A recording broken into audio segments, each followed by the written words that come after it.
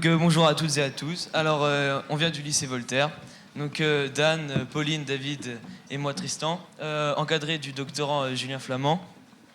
Nous sommes allés au laboratoire de l'IRAMAT, Institut de recherche sur les archéomatériaux, qui se situe au Centre national de recherche scientifique à Orléans. Les recherches de l'IRAMAT les recherches de l'IRAMAT sont menées sur les matériaux anciens, notamment les verres, les pigments anciens, comme les collections de musées, le mobilier archéologique. Il y a des pigments, des colorants et les métaux, tels que les monnaies ou les bijoux. Les travaux concernent les méthodes d'analyse non destructives adaptées aux archéomatériaux. Alors le sujet de la thèse de Julien, la métallurgie des métaux non ferreux au Moyen-Âge. Julien a travaillé sur le site de Castelminier, en Ariège. Ce site est destiné à l'extraction du minerai de plomb et de cuivre. On trouve sur ce site des ateliers pour passer du minerai au plomb et du plomb à l'argent, en définissant de différentes chaînes opératoires. Le plomb, dans le plomb, il y a de l'argent. Alors, nous avons utilisé le minerai de plomb, nous l'avons analysé, identifié sa composition, en faisant des expériences, la coupellation et l'oxydoréduction.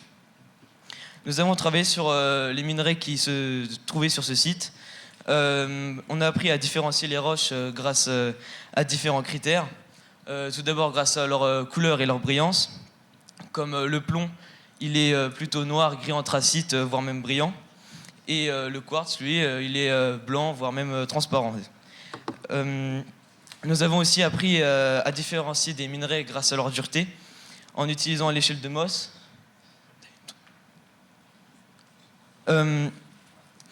Par exemple, si je prends une pièce en cuivre et que je roille une roche, je suis presque sûr que ça peut être de la calcite.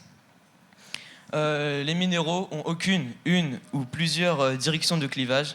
Alors le clivage, certains minéraux peuvent se fracturer quand ils sont soumis à un choc mécanique. Donc le clivage, c'est comme sur la photo. Le nombre de directions des angles sert à définir le type de clivage et peut nous aider à reconnaître le type de minerai. Le plomb contient également de l'argent. Oui. On peut aussi distinguer la galène, qui est un minerai la galène, c'est un minerai de plomb.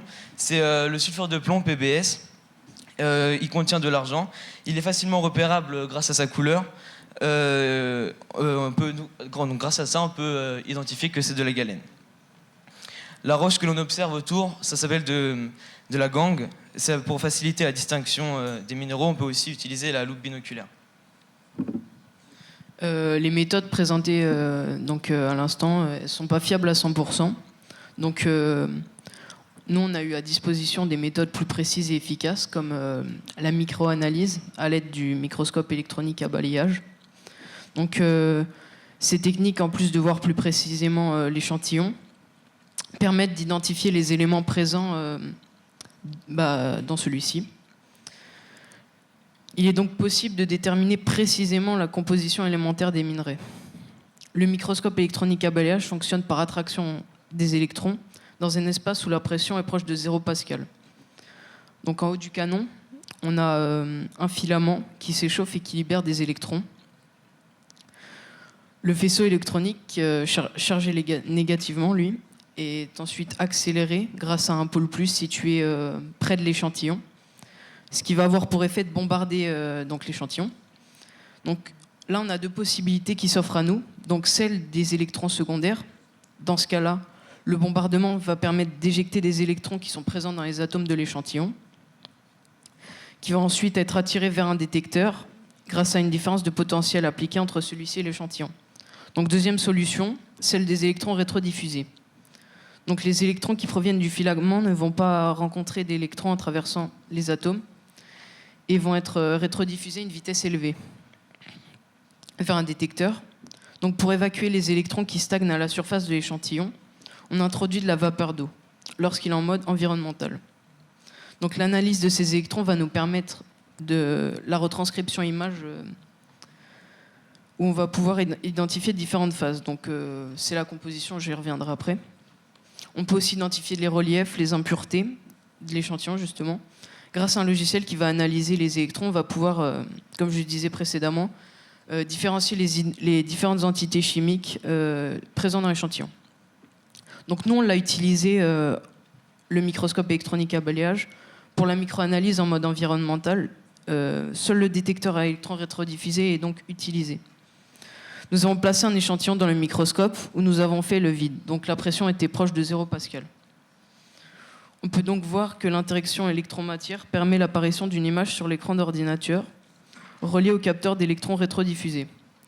On peut faire donc plusieurs grossissements de l'image afin d'étudier de plus près les différentes parties de l'échantillon. Donc on a une phase blanche qui correspond au minerai et une phase noire autour qui correspond à la gangue. Donc nous, notre phase blanche ici, elle était constituée de 15% de soufre, donc comme on peut voir sur le tableau, 84% de plomb et 1% de zinc. Donc là, on peut en conclure que c'est du minerai de plomb et plus précisément de la galène. Donc la gangue, donc la partie noire autour, elle est constituée de 10% de carbone, 49% d'oxygène et 40% de calcium. Donc avec les indications qu'on a là, on peut conclure que c'est de la calcite. Donc maintenant, avec le même échantillon que David vient de vous parler, on va effectuer un grillage et une réduction des oxydes de plomb pour obtenir à la fin du plomb. Donc nous avons tout d'abord réduit en poudre notre minerai de plomb avec un mortier dont le pilon est en agate, donc on peut le voir sur la photo. Et donc dans la poudre que nous avons obtenue, on a pris 30 grammes de poudre que nous avons placé dans un récipient en matériaux réfractaires, le scorificatoire, et que nous l'avons placé dans le four que nous avions préalablement chauffé à environ 900 degrés. Donc dans le four, il y a une première réaction qui se passe, c'est l'oxydation du sulfure de plomb pour produire les oxydes de plomb PbO. C'est ce qu'on appelle le grillage. Et on obtient la réaction suivante. 2 PbS plus 3 O2 nous donne 2 PbO plus 2 SO2. Et donc là, on voit bien que dans les produits, on a PbO, c'est les oxydes de plomb. Ensuite, on va introduire du charbon dans le four. Et donc, ça va nous donner du CO2, puis du monoxyde de carbone. Donc là, on a la réaction C plus O2 va nous donner CO2, le dioxyde de carbone. Et CO2 plus C va nous donner 2CO, le monoxyde de carbone. Donc là, ensuite, peut commencer la réduction des oxydes de plomb PbO. C'est une réduction qu'on dit par voie sèche. Et on obtient la réaction finale PbO plus CO donne Pb plus CO2. Donc dans cette réaction, on a tout d'abord la réduction du plomb et une oxydation du monoxyde de carbone. Et donc on voit bien, pareil, dans les produits, on obtient du plomb Pb. Donc une fois que ces réactions ont eu lieu, on peut sortir la préparation du four et on obtient un liquide qu'on appelle bain de plomb métallique. On va verser ce bain de plomb dans un moule où il va se solidifier pour obtenir le plomb comme on le connaît. Et on va obtenir aussi un déchet qui s'appelle la scorie. Donc la scorie, dans notre cas, on a obtenu du verre. Et les scories, donc, ce sont des déchets provenant des opérations de traitement des minerais métalliques. Donc une fois qu'on a obtenu notre plomb et notre verre, le but maintenant, ça va être d'extraire l'argent qui se trouve dans le plomb. Pour ça, on va effectuer une seconde expérience qui s'appelle la coupellation et dont Dan va vous parler. Oui, donc comme l'a dit Pauline, je vais vous parler de la dernière expérience que nous avons réalisée avec Julien avant le colloque, qui est la coupellation. Donc la question, bien sûr, que vous pouvez vous poser, c'est qu'est-ce que la coupellation ? Donc je vais vous dire de quoi il s'agit. La coupellation, en fait, c'est un procédé métallurgique défini par le contenant qui est une coupelle, tout simplement. Une coupelle qui va être en cendre. Et il faut savoir une chose importante, c'est que la cendre est un matériau réfractaire, c'est-à-dire que ce matériau va favoriser l'absorption de ce qu'on appelle la litharge. La litharge, je vais y revenir quand je vais vous décrire l'expérience étape par étape. Donc, pour réaliser notre expérience d'extraction de l'argent, nous avons besoin de notre coupelle en cendre, bien sûr. des quelques morceaux de plomb que nous avons obtenus lors de l'expérience précédente, et puis bien sûr, nous avons besoin du four. Après avoir placé les morceaux de plomb dans la coupelle, nous mettons la coupelle dans le four qui sera chauffé aux alentours de 900 degrés. Et au fur et à mesure de la cuisson du plomb, donc le plomb bien sûr va se mettre à fondre et va s'oxyder. Donc du coup la formule d'oxydation du plomb c'est marqué ici. Pb plus O2 donne 2 PbO. Donc ça c'est l'équation qui est équilibrée ensuite. Et cette oxydation du plomb, c'est en fait l'alitage qui va, comme je l'ai dit tout à l'heure, être absorbé par la cendre de la coupelle. Et après 30 à 45 minutes au four, nous pouvons sortir la coupelle et nous avons pu voir effectivement que l'alitage a disparu.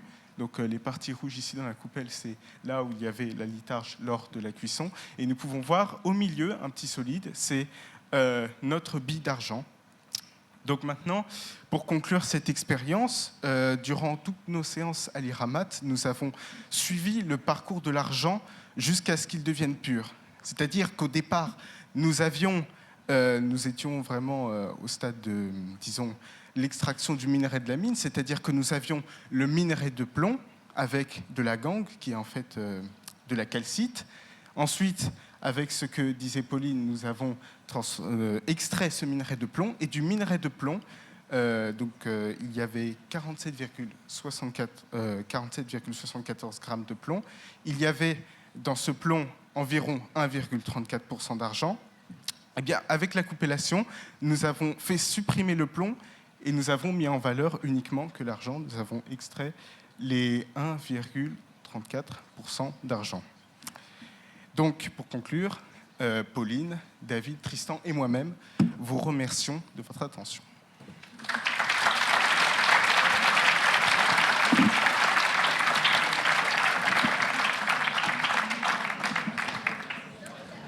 Merci. C'était une excursion en dehors des domaines de sciences dures traditionnelles. On est à la frontière avec les sciences de l'homme, là, avec l'histoire.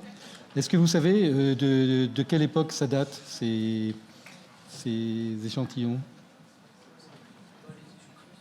Pas les échantillons, mais plutôt les fouilles. Les fouilles, c'est sur la période du Moyen-Âge. D'accord. La fin du Moyen-Âge. Et ce qui les intéressait, à votre avis, c'était le plomb ou l'argent? Je pense l'argent, plutôt. Ah oui. Et vous savez s'ils ont quel usage ils avaient des métaux à l'époque? Vous avez pu regarder ça? Bah après, ça dépend de quel métal on parle. Non, mais l'argent, c'était donc assez difficile à obtenir, comme on l'a vu, mais oui. Il se servait vraiment des deux qu'on a présentés. Donc ça demandait quand même déjà beaucoup d'efforts pour arriver à l'argent. Et le plomb était un sous-produit. Ok. Et est-ce que la production d'argent maintenant, vous savez si ça se fait de la même manière ou avec à partir des mêmes types de minerais? Non. Sachant que l'argent à l'état de minerai, naturel comme ça, on nous a expliqué que c'était c'était rare et donc assez précieux. Souvent l'argent ça s'extrait souvent avec des minerais argentifères. Donc, d'accord. C'est aussi toujours un sous-produit de quelque chose d'autre. Et oui, juste pour la précision, effectivement maintenant les méthodes c'est plutôt des méthodes d'extraction par amalgamation, utilisation de mercure, création d'un amalgame et puis évaporation du mercure pour récupérer l'argent. D'accord. Plutôt ce genre de méthode, une des méthodes qu'on peut utiliser pour extraire l'argent. Comme l'or. Comme l'or, tout à fait.